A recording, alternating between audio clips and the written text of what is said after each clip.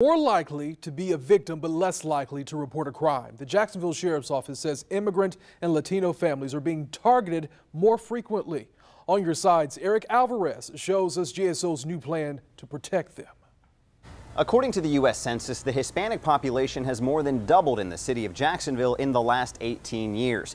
Now, this community brings a colorful culture to the city, but that same culture could also make them more likely to become victims of crime and less likely to call the police.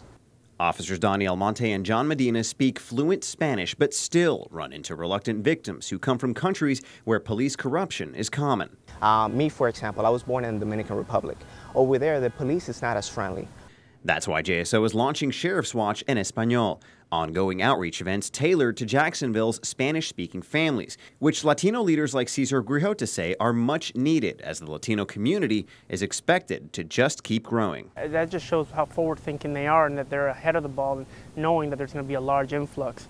It's been said there have been over 300,000 Puerto Ricans alone coming into Florida since Hurricane Irma. JSO says criminals target Latino immigrants who are more likely to be paid in cash and don't have the documents to open a bank account. That means that they have to keep their money in their pocket and in their persons. So that will make them more susceptible to being a victim of a crime. When that happens, some victims just cut their losses, fearing calling the police will get them deported. If you have papers or don't have paper, it's irrelevant, to be honest with you. Almonte stresses JSO is not the same thing as ICE.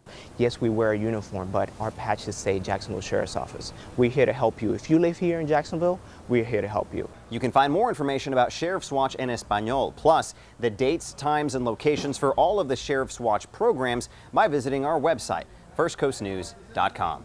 Eric Alvarez, First Coast News, on your side.